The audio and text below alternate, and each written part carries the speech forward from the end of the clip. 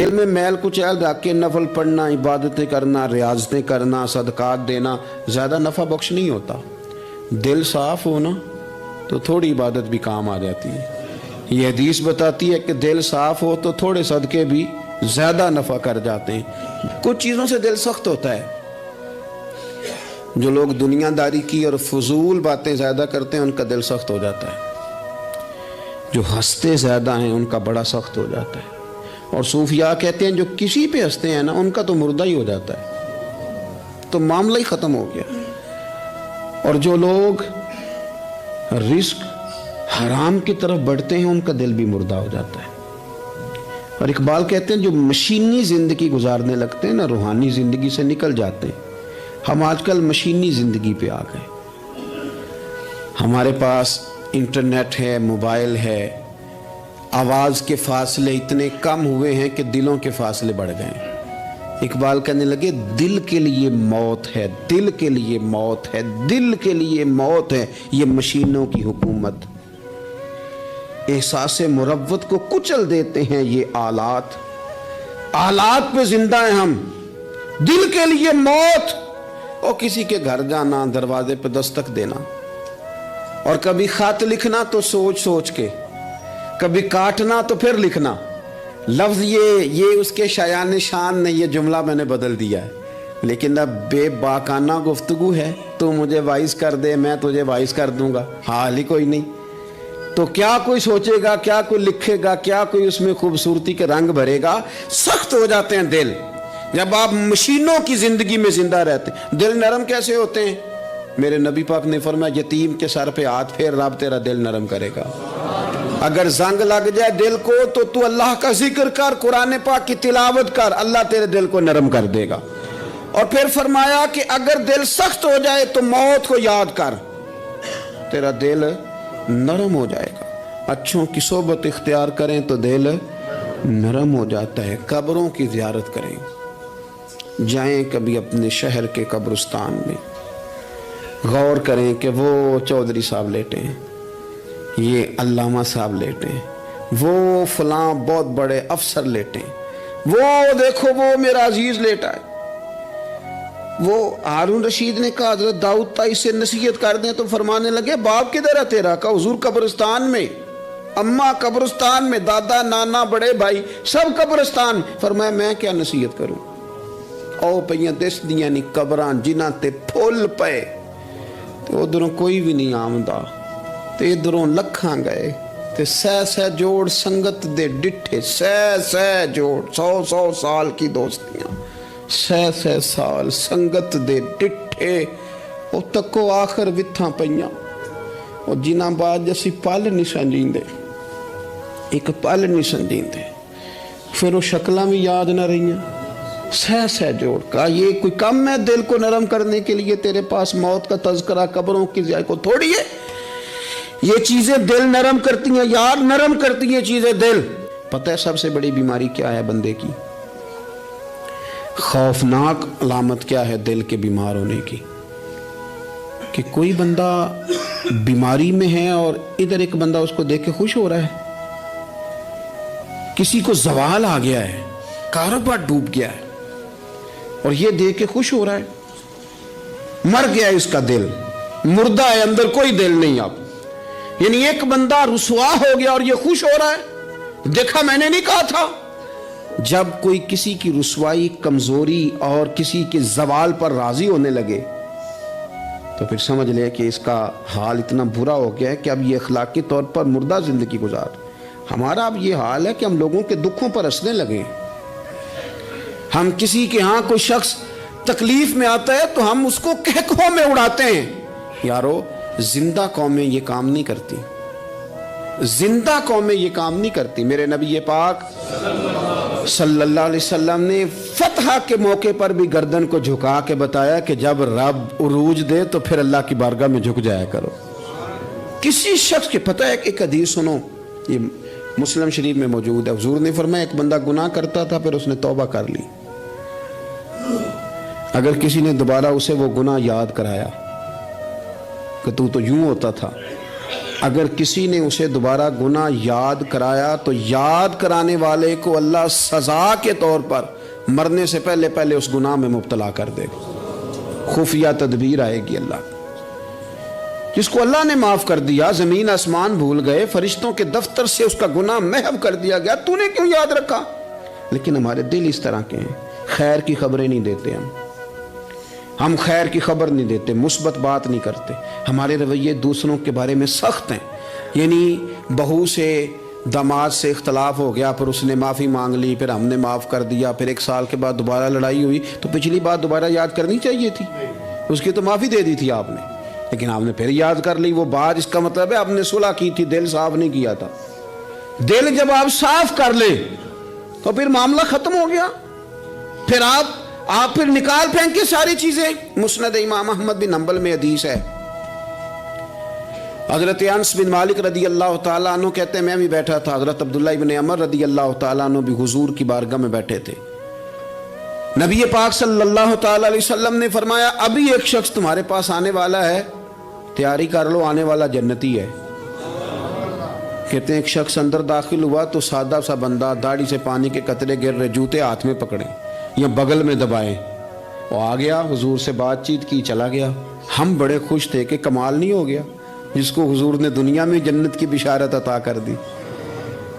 اگلے دن اس نے اتفاق، ہم اسی جگہ اسی حال میں بیٹھے تھے کہ پھر محبوب نے فرمایا ابھی ایک بندہ آنے لگا، جنتی ہے۔ کہتے ہیں وہ بندہ آیا تو دیکھ کے حیران ہو گئے، یہ تو وہی کل والا ہی بندہ ہے، اسی طرح داڑھی سے پانی کے قطرے گر رہے ہیں، جوتے اس کی بغل میں آ کے بیٹھ گیا۔ تیسرے دن اللہ کی قدرت ہم وہیں بیٹھے تھے، پھر حضور نے فرمایا بندہ آنے لگا، زیارت کر لو، تیاری کر لو، بندہ جنتی ہے۔ وہی بندہ آیا جو پہلے 2 دن آیا تھا۔ حضرت عبداللہ بن عمر کہتے ہیں کہ وہ حضور سے کوئی بات چیت کر کے جانے لگا تو میں اس کے پیچھے ہو گیا۔ میں نے اس کو جا کے سلام کے بعد کہا کہ یار میں تیرا مہمان بننا چاہتا ہوں، 3 راتوں کے لیے رکھ لو گے؟ اب محلہ بھی ایک، شہر بھی ایک۔ اس نے کہا جی ٹھیک ہے آ جائیں، جو میرے پاس روکھا سوکھا ہوگا پیش کر دوں گا۔ فرماتے ہیں 3 راتیں 3 دن میں اس کے پاس رہا۔ میں جاننا چاہتا تھا کہ کون سی ایسی عبادت کرتا ہے جس کی وجہ سے 3 دن حضور نے جنت کی بشارت اس کے لیے دی، اعلان فرمایا۔ کہتے ہیں میں نے کوئی غیر معمولی چیز نہیں اس کے اندر دیکھی، کوئی انوکھی عبادت نہیں دیکھی۔ عشاء پڑھتا، فجر تک سویا رہتا، میں تہجد کے وقت اٹھتا، نفل پڑھتا۔ 3 راتیں یہ ہوتا رہا۔ ہاں جب وہ کروٹیں بدلتا تو اللہ اکبر کہتا، باقی وہ سویا ہے، فجر میں اٹھا ہے۔ صدقہ بھی خاص نہیں اس نے دیا، خیرات بھی میں اس سے زیادہ کرتا رہا، مجھے کوئی خاص چیز نظر نہیں آئی۔ تیسرے دن میں جانے لگا تو میں نے اسے کہا یار سن، مجھے کوئی ضرورت نہیں تھی تیرے گھر میں قیام کرنے کی، میرا گھر قریب ہی ہے۔ وہ تو کمال یہ ہے کہ نبی کریم علیہ السلام نے اپنی زبان فیض ترجمان سے، یعنی وہ زبان جس کو سب کن کی کنجی کہیں، اس کی نافذ حکومت پہ لاکھوں سلام، حضور نے 3 دن تجھے مسلسل جنتی کہا ہے۔ میں تو دیکھنے آیا تھا کہ تیرے اندر کوئی عمل ہو تو میں بھی وہ شروع کروں۔ تو وہ کہنے لگا یہی ہے جو آپ نے دیکھ لیا ہے، فرض نماز ہی پڑھتا ہوں، روٹین کے کام ہی کرتا ہوں، کوئی خاص چیز تو میرے پاس کوئی نہیں۔ حضرت عبداللہ ابن عمر فرماتے ہیں میں نے تو سمجھا کہ میں تو اس سے زیادہ خیر کے کام کرتا ہوں۔ اب میں سوچتا ہوا وہاں سے نکلنے لگا کہ پھر کیا خاص بات ہے جو نبی پاک نے 3 دفعہ اسے جنتی کہا ہے۔ جب میں نکلنے لگا نا، دروازے پہ مڑنے لگا تو اس نے آواز دی، کہا یار سنو ایک بات یاد آئی ہے۔ میں نے کہا وہ کون سی؟ کہنے لگا یار جب سے بالغ ہوا ہوں نا، جب سے اللہ نے توفیق اسلام دی ہے، میں نے جب بھی اپنا دل دیکھا ہے نا، جب بھی میرے دل میں کسی کے لیے حسد کوئی نہیں، کوئی عداوت نہیں، کوئی بغض نہیں، کوئی کینہ نہیں، کوئی کیا کر رہا ہے، میرے دل میں سب کے لیے خیر ہی ہے، دل میرا صاف ہے، اس کے علاوہ نہیں مجھے پتا کیا عمل ہے۔ حضرت عبداللہ بن عمر کہتے ہیں پھر مجھے سمجھ آ گئی ہے، یہ جو تیرے دل کی صفائی ہے نا، یہ بنیاد بن گئی ہے جس کی بنیاد پر نبی پاک نے تجھے 3 دفعہ جنت کی بشارت عطا فرمائی ہے۔ تو امام غزالی رحمۃ اللہ علیہ فرمانے لگے کہ اگر آئینے پہ گرد پڑ جائے تو اس میں عکس صحیح نظر نہیں آتے، آئینے صاف کر لیے جائیں تو پھر اس پہ عکس نظر آتے ہیں۔ ہمارے آئینے نا تھوڑے سے گرد والے ہو گئے ہیں، دل تھوڑے سے نا میلے کچیلے ہو گئے ہیں، تو کوئی بھی عکس اس پہ سختی طبیعتوں کی، مزاجوں کی سختی، دوسروں کے بارے میں ڈاٹے جذبات ہمارے، ہمارے رویے ٹاٹے، ہماری طبیعتیں سخت۔ حضرت عبداللہ ابن مسعود رضی اللہ تعالیٰ عنہ نے ایک شخص کو جنازے کے موقع پہ ہنستا ہوا دیکھ لیا، فرمایا آج کے بعد تیرے ساتھ کلام نہیں کروں گا۔ جس کا جنازہ دیکھ کے بھی دل نرم نہیں ہوا اور قبرستان دیکھ کے بھی دل نرم نہیں ہوا، وہ تو سخت دل بندہ ہے۔ سخت دل بندے سے دوستی کبھی نہیں رکھوں گا، میں تو درد دل والوں سے پیار کروں گا، تیرے ساتھ میں کلام نہیں کرتا۔ تو کس طرح کا شخص ہے بھائی جسے یہاں آ کے بھی ہنسی آ رہی ہے، مذاق سوچ رہا ہے؟ تو دل کی نرمی میرے نبی پاک صلی اللہ علیہ وسلم نے نا دل پر، ہم نے نا کپڑوں پر بڑی محنت کی، ہم نے چہروں پر بڑی محنت کی، ہم نے اپنے ظاہر کو سنوارنے پر بڑی، ہم نے اپنے حق میں بڑے بڑے لفظ یاد کیے، بڑی کہانیاں یاد کی، پر دل کے لیے محنت، اس پر محنت ہی نہیں کی۔ اعلیٰ حضرت فاضل بریلوی کتنے بڑے عالم ہیں، 1000 کتاب کے مصنف، اور ان کے فتاوی موجود ہیں کہ جس بندے کا تلفظ ٹھیک نہ ہو، یعنی جو ضروری قواعد ہیں وہ قرآن پاک کے جس کو نہ آتے ہوں، اس کے پیچھے نماز نہیں۔ جو ہا اور ہا میں فرق نہیں کر سکتا، حمزہ اور عین میں فرق نہیں کر سکتا، وہ الفاظ کا معنی بگاڑ دے گا۔ لیکن اعلیٰ حضرت چونکہ صوفی ہیں، درویش ہیں، علم کے ساتھ تو ایک اور رنگ بھی بیان کرتے ہیں۔ وہ کہتے ہیں یہ نہ ہو کہ صرف تو حروف کے ہیر پھیر میں لگا رہے، صغرے کبرے ٹھیک کرتا رہے، داربا یادرب کے چکر میں پڑا رہے، اور دل پر تو توجہ ہی نہ دے۔ فاضل بریلوی رحمۃ اللہ علیہ فرمانے لگے کہ 2 علماء نے قرآن ایک درویش کے پیچھے نماز پڑھی تو مستحب جو قواعد تھے نا جن کے بغیر نماز، وہ ٹھیک نہیں تھے ذرا ان کے، تو وہ کہنے لگے دیکھا جی اتنے بڑے پیر صاحب ہیں اور ان کی تو قرات ہی ٹھیک نہیں، تلفظ ہی ٹھیک نہیں۔ حالانکہ لفظ تاثیر سے بنتے ہیں، تلفظ سے نہیں۔ لفظ تاثیر سے بنتے ہیں، تلفظ سے نہیں۔ اہل دل آج بھی ہیں اہل زبان سے آگے۔ انہوں نے کہا جی بابا جی کا تو تلفظ ہی ٹھیک نہیں۔ اعلیٰ حضرت نے لکھا ہے ملفوظات شریف میں، فرماتے ہیں پھر وہ نہ نہانے کے لیے چلے گئے، نماز پڑھ کے فارغ ہو کے، تو وہ پانی میں اتر گئے تو شیر ان کے کپڑے اٹھا کے لے گیا۔ اب کتنی کو دیر پانی میں رہتے، نکلے بھی تو کیسے نکلے، شرم آتی ہے۔ مختصر لباس پہن کے وہ غسل کرنے کے لیے گئے تھے، اب پانی میں سردی، کتنی کو دیر بندہ پانی میں رہے۔ لوگوں نے آ کے کہا حضور وہ آپ کے مہمان تو الجھ گئے، بڑے بری طرح پھنس گئے، مہربانی فرمائے ان کو تو بچائیں، وہ تو سخت الجھن میں۔ کیا ہوا؟ کہنے لگے وہ شیر کپڑے لے گیا اور وہ پانی میں ہے، اب کچھ تو ہونا چاہیے۔ تو وہ بزرگ گئے، جا کے نہ دور کھڑے ہو کے شیر کو آواز دی، شیر کو۔ حضور کے صحابی تھے نا حضرت سفینہ، قافلے سے رستہ بھول گئے، ایک سائیڈ پہ ہو گئے تو سامنے شیر آ گیا۔ میں نے کہا ہے لیکن جب آ جائے تو، جب شیر سامنے آ جائے، جب سامنے آ جائے پھر پتہ چلتا ہے کہ یہ تو واقعی آ گیا ہے، پھر انداز اور ہوتا ہے۔ حضرت سفینہ کے سامنے شیر ہی آ گیا، مشکات میں شیر آیا۔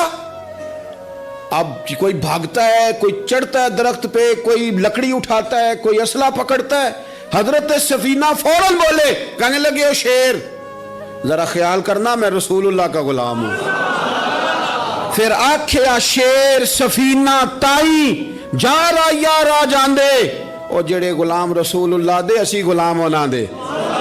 شیر دو میں لاتا رستہ چھوڑ گیا، اور بابا جی بھی گئے۔ فاضل بریلوی کہتے ہیں شیر کو آواز دی، شیر دوڑا آیا، آگے کہنے لگے وہ ہمارے مہمانوں کے کپڑے لے گیا، تجھے شرم نہیں آتی؟ تو شیر کپڑے اٹھا کے واپس لایا۔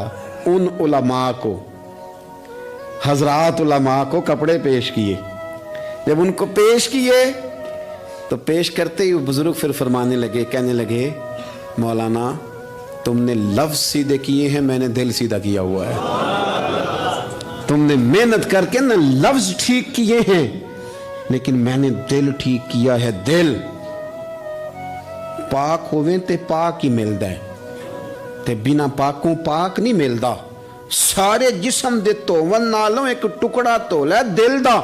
حضرت سلطان باؤ رحمت اللہ علیہ فرمانے لگے دل کالے نالوں منہ کالا چنگا، دل کالے نالوں منہ کالا چنگا، جے کوئی رمز پچھانے۔ اگر کسی کو بات کی سمجھ آئے تو دل نہیں سیاہ ہونا چاہیے، منہ ہو بھی جائے تو کام چل جاتا ہے۔ تو اپنے دل کی صفائی پر دیکھیں میرے نبی پاک علیہ وسلم نے ارشاد فرمایا کہ رب نہ تمہارے مال دیکھتا ہے نہ چہرے دیکھتا ہے، رب تو تمہارا دل دیکھتا ہے۔ اور امام غزالی حدیث لائے ہیں، حضرت عمر فاروق رضی اللہ تعالیٰ عنہ فرماتے ہیں کسی نے حضور صلی اللہ علیہ وسلم سے پوچھا کہ رب آسمانوں میں کہ زمینوں میں؟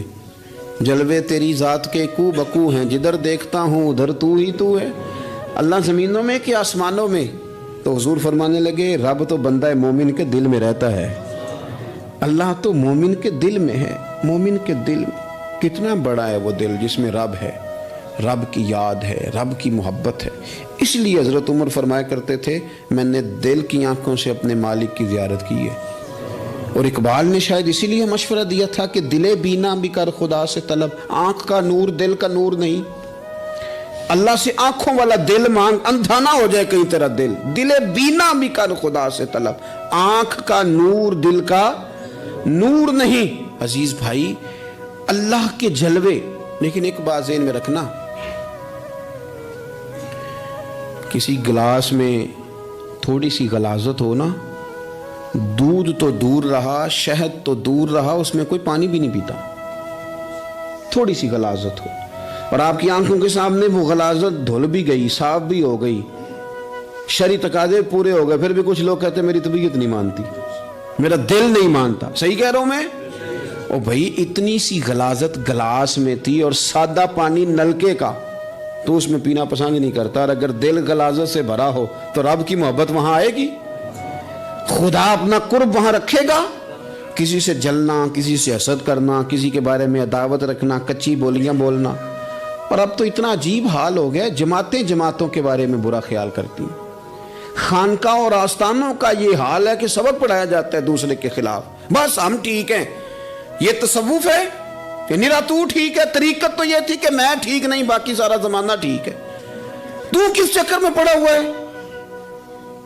اعلیٰ حضرت فاضل بریلوی رحمۃ اللہ تعالیٰ علیہ کے ایک درویش تھے، تو فاضل بریلوی رحمۃ اللہ سے کہنے لگے میں نے مرید ہونا ہے، فرمانے لگے پتر جلدی نہ ہو، جا سارا زمانہ دیکھ، اگر کوئی میری طرح کا مل گیا، مجھ سے بہتر مل گیا تو پھر میرے ساتھ وعدہ کر وہیں رہ جانا، ہاں اگر تیرے خیال میں نہ ملا تو پھر آنا، جا گھوم زمانہ دیکھ۔ یہ کیا بات ہوئی کہ آپ نفی کرنے لگے سارے زمانے کی اور کہیں صرف میں ہی ٹھیک ہوں، فقط میں ہی ٹھیک ہوں؟ یہ طریقت ہے؟ اور تصوف والے تو لوگ یہ کہا کرتے تھے میں تے بندہ ٹھگ جے لوکو، میں تے بندہ چور، اور جس دا خلقت کلمہ پڑھ دی او محمد ہور۔ وہ لوگ تو نفی کرتے تھے، وہ لوگ تو نفی کرتے تھے اپنی، کہتے تھے میں کوئی شے نہیں، میں تے بندہ ٹھگ جے لوکو، او میں تے بندہ چور۔ میاں محمد بخش صاحب رحمۃ اللہ علیہ ایک عالم نگار نے لکھا تھا کہ وہ کچھ لوگ نا سکھ ہندو یہاں رہتے تھے، تو ان کا نام محمد تھا چونکہ، تو بات کو شبہ پڑ گیا کہ شاید جن کا لوگ کلمہ پڑھتے ہیں نا مسلمان، معاذ اللہ یہ وہ والے ہیں۔ تو میاں صاحب اپنے بارے میں کیا کہے، میں تے بندہ ٹھگ جے لوکو، میں تے بندہ چور، جس دا خلقت کلمہ پڑھ دی او محمد ہور، او میں تو ایک ٹھگ ہوں۔ حضرت میاں شیر محمد صاحب شرک پوری رحمت اللہ علیہ سرتاج ہیں اولیاء کے، پیر سید اسماعیل شاہ صاحب بخاری حضرت کرمہ والا شریف والے، وہ کہتے ہیں میں بیعت ہونے کے لیے جب شرک پور شریف آ رہا تھا تو رستے میں مجھے ایک بزرگ مل گئے، تو مجھے کہنے لگے کدھر جا رہے ہو، کون ہو؟ میں نے کہا میں سید ہوں اور میاں صاحب سے بیعت ہونے جا رہا ہوں۔ تو مجھے کہنے لگے وہ تو دنیا دار ہے، جیبوں میں ہاتھ ڈالتا ہے لوگوں کی، تو سید ہو کے ارائیں کے پیچھے کیا لینے جا رہا ہے؟ جڑا بلے نو سید آکھے دوزخ مل نہ سزائیں، جڑا بلے نو رائیں آکھے او جنت پینگا پائیں، چونکہ رانجا رانجا کر دی نی میں ہوں آپ ہی رانجا ہوئی، رانجا یاکھن ساریاں میں نو ہیر نہ آکھے کوئی۔ وہ تو کدھر جا رہا ہے؟ کہتے ہیں میں نے کہا بابا زیادہ باتیں نہ کر، ناراض ہو جاؤں گا۔ کہتے ہیں بابے نے کئی دفعہ رستے میں مجھے منع کیا، نہ جانا نہ جانا، فلانی جگہ چلا جا فلانی جگہ، لیکن میں چلا گیا، میری طلب صادق تھی۔ جب میں باہر جا کے بیٹھا تو اندر سے بلاوا آیا کہ میاں صاحب نے بولا، اندر گیا تو یہ تو وہی بابا جی ہیں جو مجھے روک رہے تھے، تو میاں جی خود ہیں حضرت میاں صاحب۔ کہنے لگے بیلیا تینوں بڑا موڑیا پر تو مڑیا ہی نہیں۔ وہ تو روکتے تھے، اپنی نفی کرتے تھے، دل صاف دوسرے کے بارے میں، نظریہ صاف، کسی کے بارے میں خیر کا جملہ، کسی کی وکالت کرنا، کسی کا عیب چھپانا، کسی کے بارے میں اچھے لفظ بولنا، یہ مومن کی شان ہے۔